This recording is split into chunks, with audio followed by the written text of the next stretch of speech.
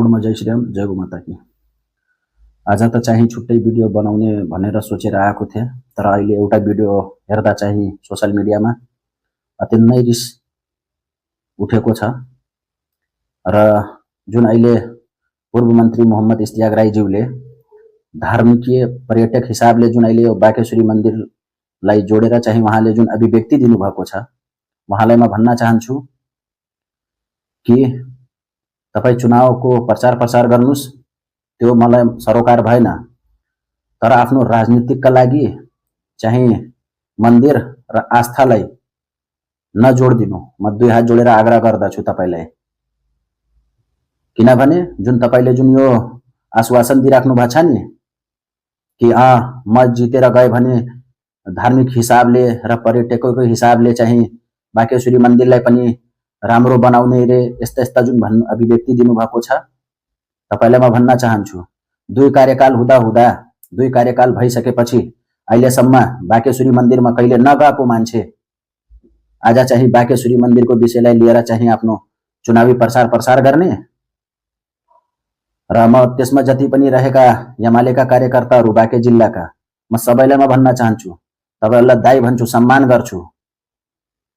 तर यस्तो नहोस् कि भोलिको दिनमा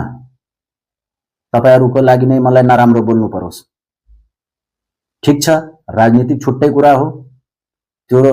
बेग्लै हो र धर्म र आस्था भनेको त्यो छुट्टै हो र त्यसलाई जोडेर जुन अहिले तपाईहरुले सोशल मिडियामा चाहिँ भिडियोहरु पोस्ट गरिराख्नु भएको छ नि, यो नगर्दिनु, नत्र भोलिको दिनमा मलाई बोल्ने बाध्य नबनाउनु। र हाम्रा यी नेपालगञ्जका जति हिन्दूहरु छन् सब मरिसकेछन् क्या जस्तो लाग्छ। तिनीहरुको आँखा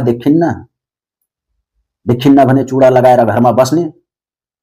अरु बेला चाहिँ अरु के कुराहरु गर्ने, चाहिँ यस्ताहरु बोल्दा चाहिँ कसैले नबोल्ने, किनकि बाँके जिल्लामा 20 वटा क्यान्डिडेट चुनावी मैदानमा उत्रिएका छन् र सबैले आफ्नो प्रचार प्रसार गरिरहेछन्। ठिकै छ, राम्रै छ, गर्नुपर्छ, तर चाहिँ यो कुनै पनि धर्म र आस्थालाई जोडेर चाहिँ जुन चुनावी प्रचार गरिराख्नु भएको छ नि मन्त्रीज्यू, तपाईलाई मैले भन्न चाहे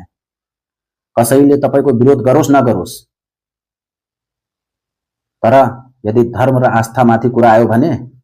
म सधैँ बोल्ने छु। धेरै क्यान्डिडेटहरु छन् बाँके जिल्लाबाट, उनीहरुले त अहिले चाहिँ मन्दिर र कसैको धर्म र आस्थालाई जोडेर चाहिँ उनीहरुले त प्रचार गरेको छैनन्। केही नपाए पनि अहिले चाहिँ नयाँ एजेन्डा चाहिँ उठाएर